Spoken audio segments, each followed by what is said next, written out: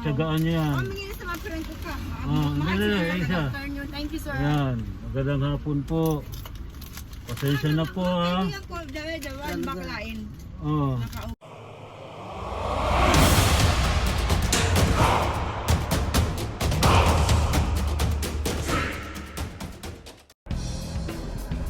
Okay, back on the road mga kababayan, and good afternoon again everyone. So, kumusta na kayo? Alright.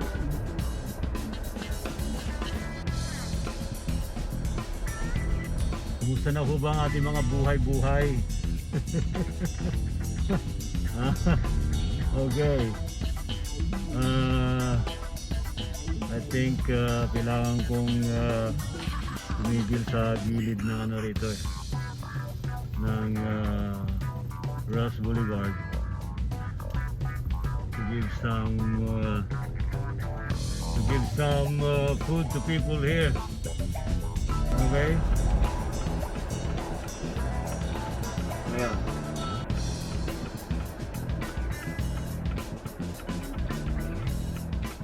Bilang kumusta na po? Oh, pagtsagaan niyo yan. Isa. Thank you, sir. Yan, magandang hapon po. Pasensya na po ha. Hindi ako dawan baklain. Oh. Sige, puntahan ko na lang ha. Salamat. Pasensya na kayo.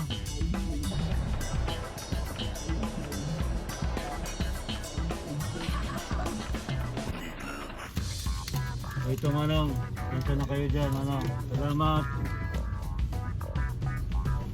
Okay, so just gave some extra canned goods and boss. Okay, no problem. Anytime.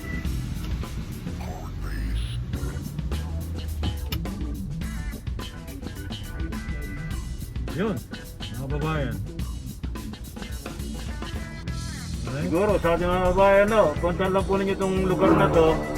Pag meron kayong mga extra pagkain, delata or whatever na pwede kong makatulong, puntahan po ninyo, ha? Eh, di na po natin dapat pa isipin kung magkano ibibigay po natin basta may extra, no? Alright, so sa susunod, tingnan ko pa kung ano makukuha ko pa para maibigay sa ating mga kababayan dito. Along Ross Boulevard, southbound service road from CCP area to Buendia. Yan po yung lugar ho nila dyan, ha? Okay? Alright. Okay, so balik tayo. Parang masokot.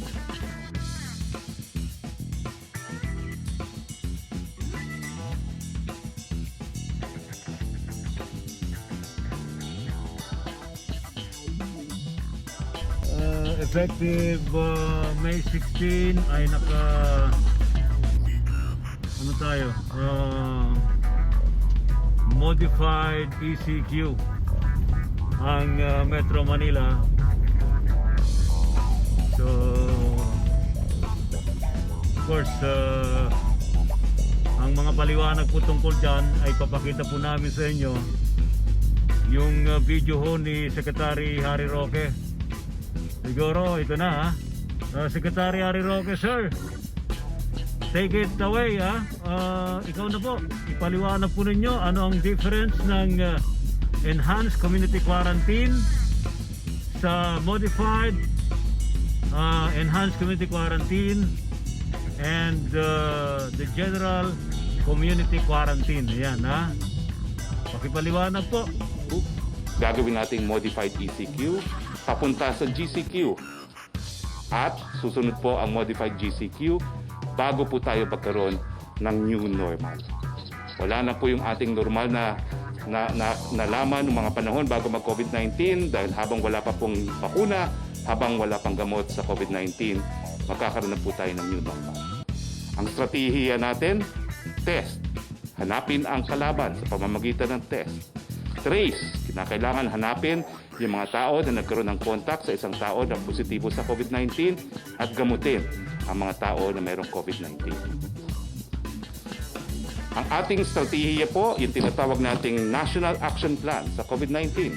Unang-una, nandyan po yung prevention. Yung minimum health standards na i-discuss po sa atin ni Secretary Duque mamaya. Nandiyan nga po yung detection sa pamamagitan ng testing at ginagamit po natin ang parehong PCR test sa pamamagitan ng mga swabs at yung rapid antibody test na tinatawag. At importante nga po yung tracing. Hanapin yung mga tao na nakakontak sa may sakit. At ang sabi nga po ni Secretary of Finance, gagamitin natin yung ilang mga walang trabaho ngayon para matrace yung mga yung nagkaroon ng contact sa mga positibong mga tao. Tapos po, kinakailangan natin i-isolate. I-isolate po natin yung mga positibo sa ating mga isolation facilities, yung ating mga We Heal as One. Po pwede rin naman pong home self-isolation para dun sa mga mild na mga kaso at symptomatic. At kinakailangan po magkaroon tayo ng community protocol para po sa mga positibo. Siyempre po, obligasyon ng Estado, gagamutin natin ang mga naging biktima ng COVID-19. Po pwede pong mangyari yan o gawin yan sa bahay. Po pwede sa ating mga We Heal as One facilities at po pwede rin po yan sa mga pampubliko o mga pribadong ospital. At dahil nga po importante ang kalusugan ng ating mga frontliners, meron po tayong central PPE procurement. Natapos po yan, natapos mapagaling natin ang mga merong COVID-19, kinakailangan i-reintegrate po natin sila sa ating lipunan. At natapos po yan, tatanggapin na po natin ang new normal. Dahil iba na po talaga ang mga magiging buhay natin. Ano ba ho yung tinatawag nating minimum standards at every step? Well, yung ating mga safety protocols. Kinakailangan may pulisiya na no mask, no entry. Kinakailangan frequent sanitation and hand washing. Iwasan ang paghawak po ng mga surfaces at ng ating mga muka. At magkaroon ng stricter protocol for higher risk occupations, industries, and spaces. Social distancing po, at least 1 meter apart. Magkakaroon po tayo ng reconfiguration ng ating mga workspaces. Magkakaroon po tayo ng markers kung saan dapat tumayo ang ating mga kababayan sa public spaces. And no work po kung mayroong mga simptomas. At kinakailangan magkaroon din po tayo ng return to work protocols para sa mga pribadong mga kumpanya. Kung po pwede po, gawin nating work from home ang default. At matapos po, yung pagtrabaho on-site will be the exception. Yung mga magpapatrabaho po on-site, kinakailangan magbigay ng sariling mga shuttle services. No? At kung po pwede, talagang kinakailangan lahat po ng mga nag-iempleyo magbigay ng antibody testing sa kanilang mga manggagawa to be confirmed sa pamamagitan po ng PCR testing.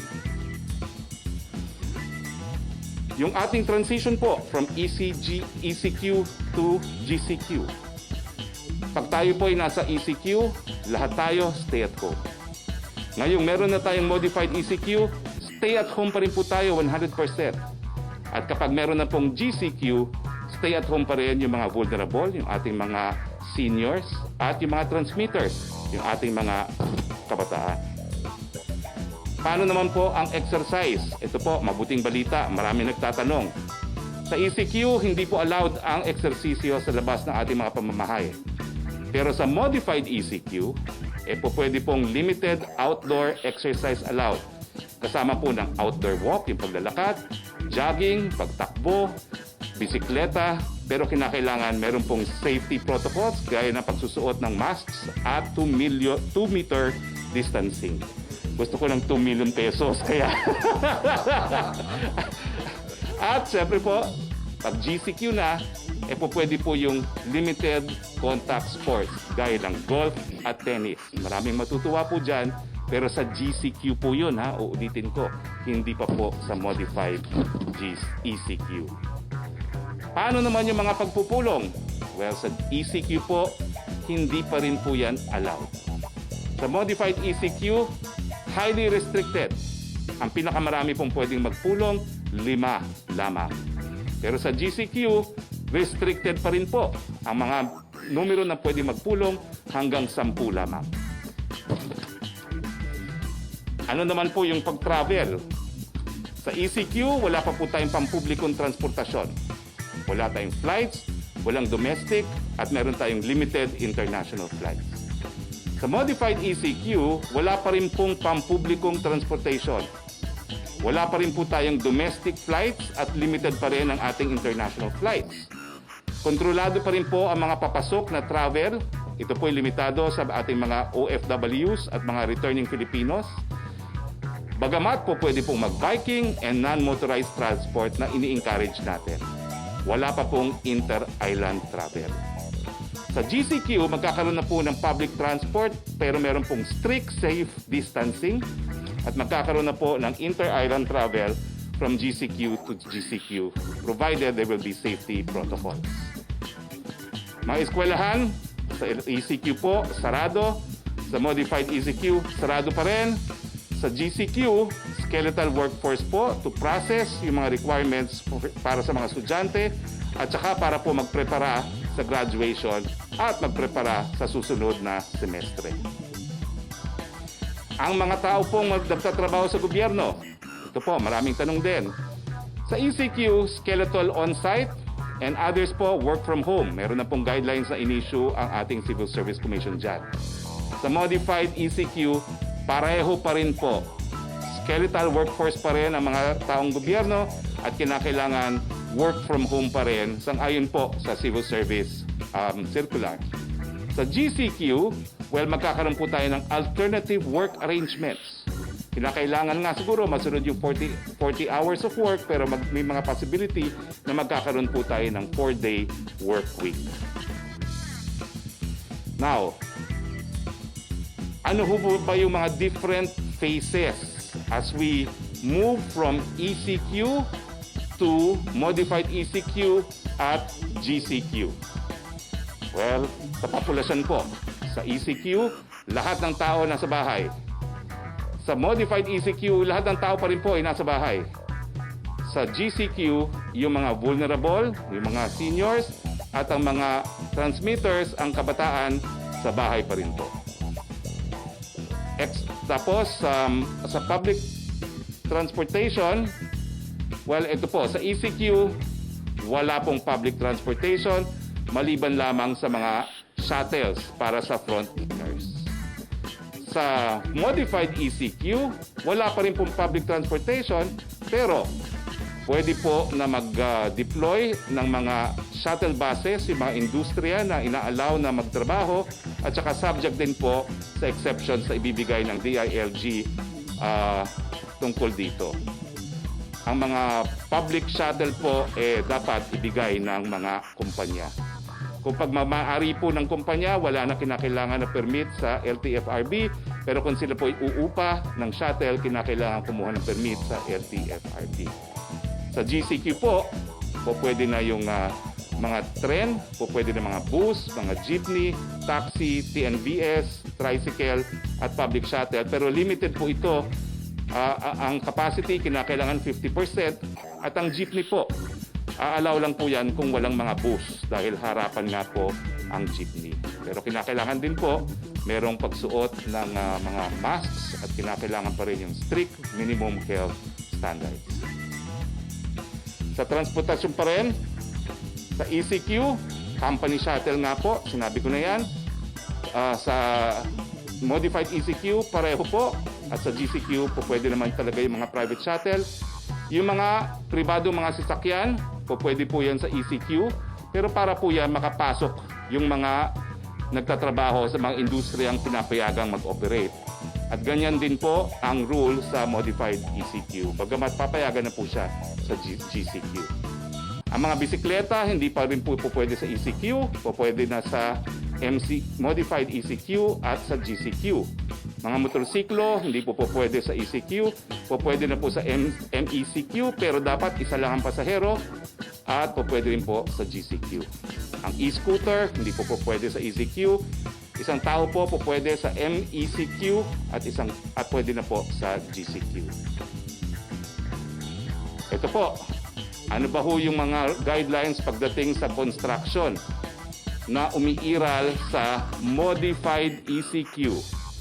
Nung Sabado po, inanunsyo natin na sa ECQ, pwede na yung mga importanteng infrastructure project na related sa COVID, na mga proyekto na tinatawag nating climate mitigating projects, gaya ng mga flood control, at yung mga build projects, no? At kasama na po yung mga PPP projects, so yung mga public-private partnerships. Sa ilalim po ng ECQ, mas dumami po ang mga proyekto na papayagan. Pwede na po ang lahat ng pampublikong mga proyekto ng DPWH at pwede rin po ang mga pribadong mga proyekto, pero kinakailangan sumunod po sila sa minimum standards na in-issue po ng DPWH. Ano ba ho itong mga standards na ito? Una-una, kinakailangan ang magtatrabaho ay between ages 21 to 59. Bawal ang kabataan, bawal po ang mga seniors. Kinakailangan walang pre-existing health condition. Kinakailangan i-testing po ang mga manggagawa bago sila pagtrabahuhin. At kinakailangan doon po sila patirahin sa site ng proyekto. At kinakailangan po ng quarantine passes sa lahat po ng on-site employees. Habang sila naman ay nagtatrabaho, kinakailangan magkaroon ng 1 meter safe distancing ang ating mga nagtatrabaho. Araw-araw sila magdi-disinfect. Kinakailangan bawasan yung paglabas sa construction area. Kinakailangan magkaroon ng mandated quarantine para sa lahat ng mga bumabalik sa kanilang lugar na pinagtatrabahuhan galing sa labas. Yung mga delivery at mga disposal po ay kinakailangan ma-handle ng ibang team, separate team. Dapat po mag-provide ang contractor ng PPAs para sa lahat. And magkakaroon po tayo ng safety officer to ensure compliance sa mga guidelines na ito. Ito na po. Ano ba yung mga industriya na pinapayagan sa ECQ, sa modified ECQ at sa GCQ? Sa lahat po yan, allowed itong tinatawag nating Category 1. Ano ba ho yan? Agriculture, forestry and fisheries, manufacturing of essential goods gaya ng pagkain and beverages, hygiene, medicine and vitamins, medical products, pet food, feeds and fertilizers. Yung mga hospital, syempre, mga clinics, mga dermatological, dental, optometric, and eye, ear, nose, and throat. Yung essential retail, mga groceries, markets and drugstores, laundry shops, food preparation and water refilling, take-out and delivery only, logistics service providers, cargo handling, warehousing, tracking, and shipping line, and delivery services. Lahat po yan allowed kahit ECQ, modified ECQ, or GCQ. Category 1. Kasama rin po sa Category 1, yung utilities, power, energy, water, telecoms, aircon, water collection, supply, waste management, sewerage, except po yung septic tank emptying, but including pest control, garbage collection, repair and installation of machinery and equipment, telecommunication companies, energy companies, gasoline stations, construction workers accredited by the DPWH to work on facilities for healthcare and for risk reduction, manufacturing companies and suppliers of products necessary for construction, and media establishments. Category 2, ito po yung meron na pong mga distinction. Yung Category 2 po, yung mga negosyo gaya ng beverage, yung alcoholic drinks, electrical machinery, wood products, furniture, non-metallic products, textiles, wearing apparels, tobacco products, paper and paper products, rubber and plastic products, coke and refined petroleum products, other non-metallic mineral products, computer, electronic, and optical products, electrical equipment, machinery and equipment, motor vehicles, trollers and semi-trollers, other equipment, transport equipment, and others, bawal po sa ECQ. Pero sa modified ECQ, itong mga industriya na binasa ko po ay po pwede na. At syempre po, dahil pwede na sila sa modified ECQ, pwede rin sila sa GCQ. Yung semento at steel, pwede naman po yan sa ECQ, pero kinakailangan 50% work from home, 50% work on-site. Ngayon po, sa modified ECQ at sa GCQ, pwede na po yan. Yung mining and quarrying, pwede po yan sa lahat ng zona. Yung electronic commerce companies, pwede na po yan sa lahat ng quarantine. Yung postal, courier, and delivery service, sa lahat po ng quarantine areas, pwede po yan. Yung export-oriented companies po pwede rin. at yung real estate activities, po pwede lang po sa ECQ at modified ECQ ang leasing. Pero ang pagbebenta po pwede na po sa GCQ area. Huwag po kayong mag-alala, papaikot po namin itong PowerPoint presentation na ito para meron kayong guide. Sa susunod na category po, category 2 pa rin, yung public and private construction projects that are essential. Well, ngayon po, allowed na po siya, no? Dahil na-amendahan na nga yung ating guidelines. So, allowed na siya sa ECQ, allowed na po siya sa modified ECQ, pero dapat yung mga small-scale projects ay hindi pa rin allowed. So, ito yung mga major projects ang ina-allow lang po, at allowed na po siya sa GCQ. Yung repair of computers, personal and household goods, allowed po sa lahat ng quarantine areas. Housing service activities, allowed po sa lahat ng quarantine areas. Yung office administration and other support, hindi po siya allowed sa ECQ, pero ngayon allowed na po siya sa modified ECQ, pero kung po pwede po, 50% on-site, 50% work at home, pero allowed na po siya sa GCQ. Yung special accommodation for healthcare workers, OFWs, workers in permitted sectors, and non-OFWs. Ibig sabihin po, yung mga room sa hotel, no? Po pwede po siya sa ECQ, sa modified ECQ at GCQ, pero hindi po siya po pwedeng magbukas for tourism para lang po sa mga healthcare workers, OFWs at mga manggagawa. Now, yung mga accommodation for guests, well, 50% lang po sila ina-allow, pero meron pong qualification. Allowed lang po yan sa long-term booking for as long as meron silang booking effective May 1 dito lang po sa Luzon. Siyempre naman po, yung funeral and embalming services, allowed po sila, pero wala pong funeral parlors kasi hindi pa rin po allowed ang lamay sa ECQ at sa modified ECQ. Allowed po ang lamay sa GCQ. Ang mga vet clinics, allowed po sila pero 50% sa ECQ and modified ECQ. Pwede na sila mag 100% sa GCQ. Ang security and investigative activities, 50% po sa ECQ, 50% din sa modified ECQ, allowed po sila sa GCQ. Category 2 pa rin po yung mga BPOs. Yung work from home, on-site or near-site accommodation or point-to-point shuttles. Ibig sabihin, 50% pa rin, in-encourage natin sila na work from home. Pero kung mayroong magtatrabaho, kinakailangan mayroong shuttle service o di kaya malapit ang tirahan. Allowed po yan sa ECQ, allowed po sa modified ECQ, allowed po sa GCQ. Mga bangko, allowed po sila sa lahat ng quarantine. Yung capital markets po, allowed po sila sa lahat ng quarantine areas. Yung other financial services, gaya ng money exchange, insurance and non-compulsory pension fund, hindi po sila allowed sa ECQ pero bukas na po sila ngayon sa modified ECQ. So yung mga insurance, pwede na rin po, marami nagtatanong rin yan. Pero 50% din po. 50% work on-site, 50% work at home. Sa GCQ, pwede na pong 100%. Legal and accounting, di po sila allowed sa ECQ. Pero ngayon, 50% work at home, 50% on-site, at ma-allowed po sila sa GCQ. Ang management consultancy activities, gaya ng mga abogado at accountant, hindi po pwede sa ECQ. 50% capacity sa modified ECQ, 50% work at home, at allowed po sila sa GCQ. Ang mga arkitekto and engineering services, technical testing and analysis, hindi po sila po pwede under ECQ. 50% on-site, 50% work at home, allowed na po sa modified ECQ, at allowed po sila sa GCQ. Scientific and research development, ganun din po. Hindi pinagbabawal ng ECQ. 50% work on-site na ngayon at 50% work from home under modified ECQ, at allowed din po sila sa GCQ. Sa suma total po, talaga naman pong marami nang nabuksan na sektor ng ating ekonomiya.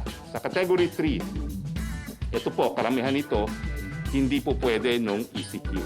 Ngayon, po pwede na sa modified ECQ. Anong mga ehemplo po?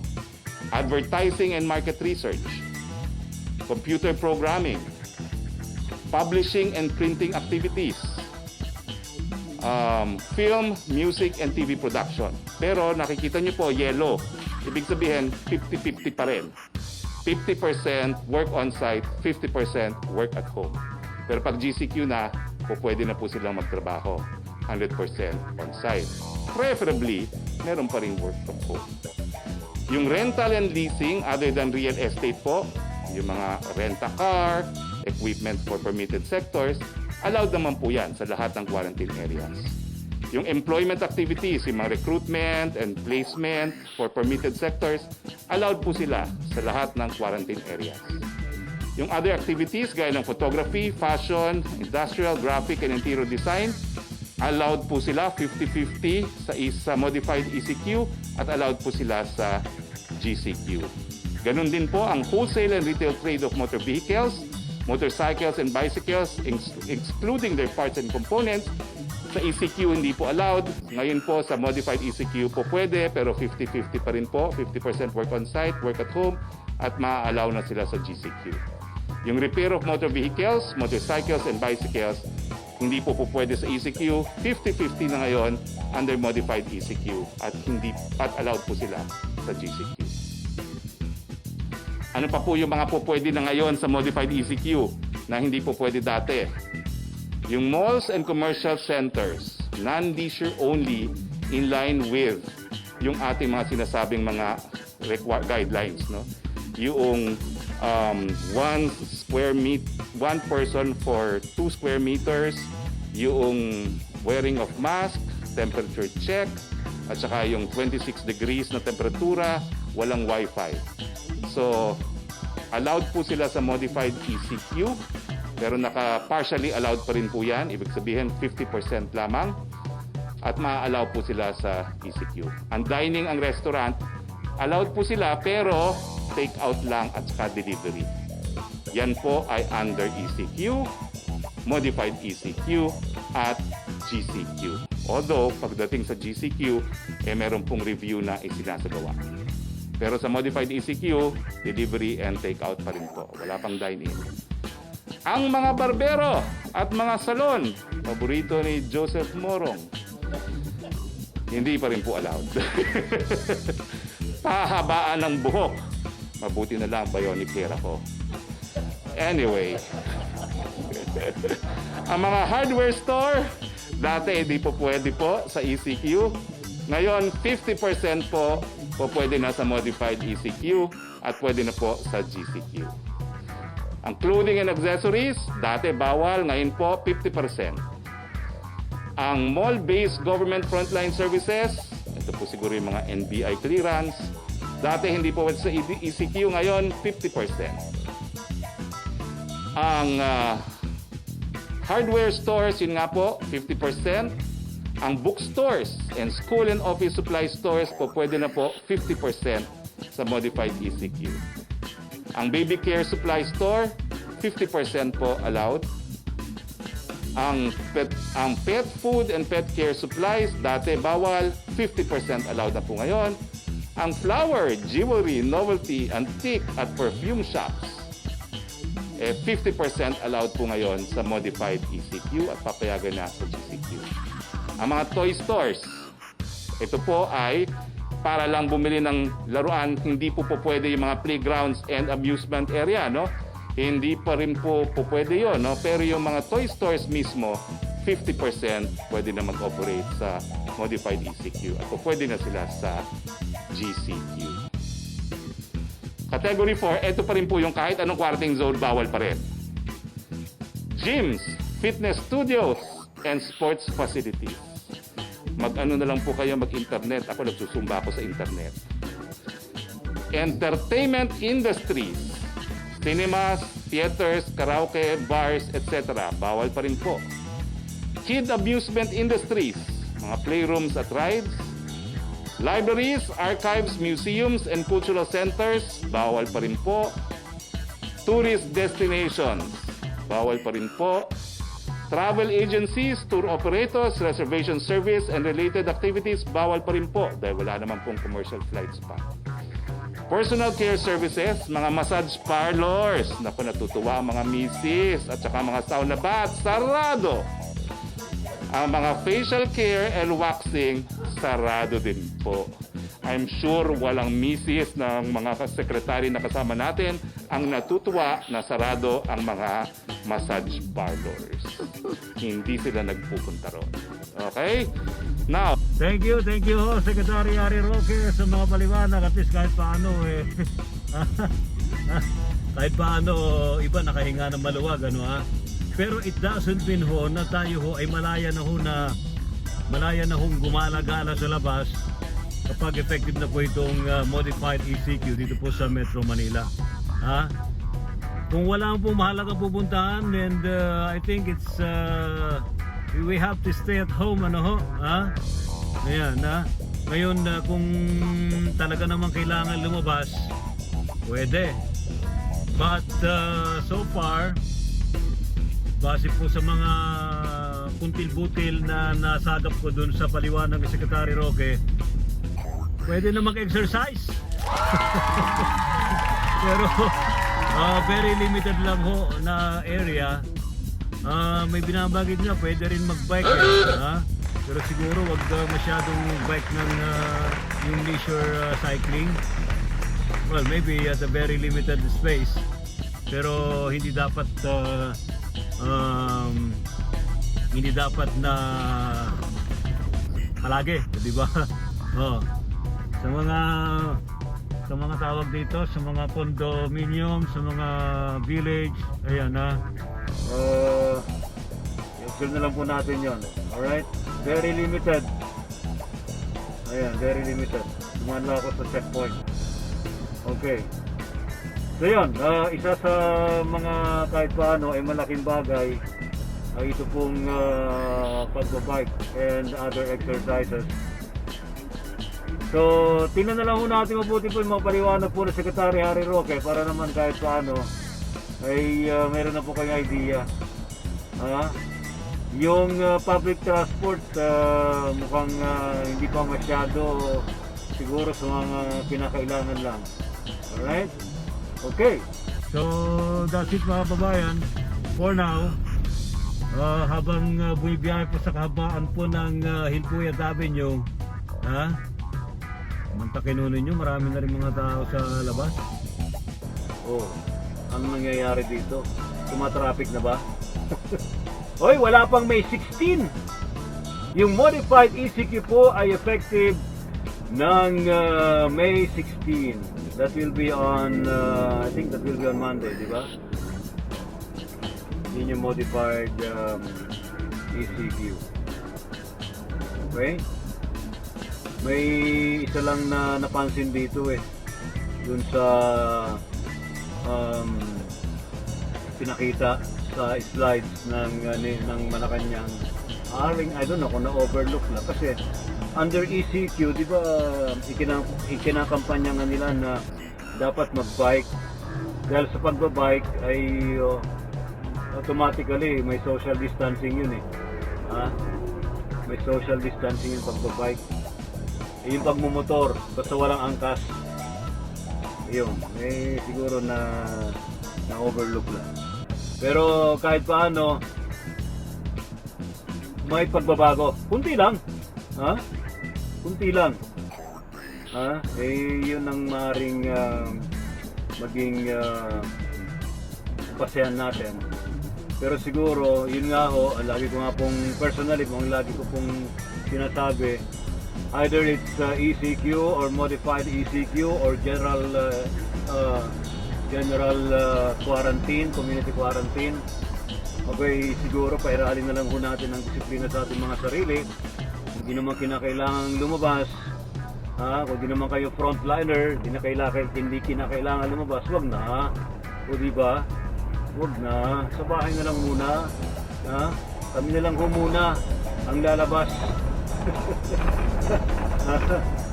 Basta kung hindi naman talaga maiwasan and you need to go out, i-maintain lang ho, magsuot lagi ng face mask and observe physical distancing. Yun po ang keyword doon, physical distancing. Hoy, wag po ninyong kalilimutan, baka makalimutan ko pa rin sa ating KBP vlog. Ngayon pong May 13, 2020, Kwentuhan, Balitaan, at Public Service! Ayan, don't forget to subscribe and like my videos Kapag kayo po nakasubscribe, kahit paano ay makaka-receive kayo ng advisory or any notice, reminders na may mga bago tayong mga video. Ha? Yan. Sikapin ko po na tayo ay makapagbigay po ng mga impormasyon, mga balita, and some other interesting videos sa ating YouTube channel. Maraming salamat po sa patuloy pa rin pong nakatutok sa YouTube channel ng inyong lingkod, Ray Sibayan sa RS Productions. And promise, may mga videos pa rin po tayo na ipapakita sa inyo. In fact, meron din ako mga videos na hindi pa nagagawa. Kasi itong nangyari nga po sa atin, tinamaan po tayo ng COVID-19 na yan. So naiba ang ikot ng mundo nating lahat, hindi lang naman ako, kundi tayong lahat. Pero of course, samahan din po natin ng prayer, panalangin na sana matapos na po itong problemang ito ng COVID-19 sa atin. Alright guys, maraming salamat po, and enjoy some additional videos sa ating pa rin pong pagtatanghal sa ating KBP vlog, Kwentuhan, Balitaan, and Public Service. Dito naman po sa RS Production. Don't forget to subscribe and like. Maraming salamat po. See you again guys. Bye.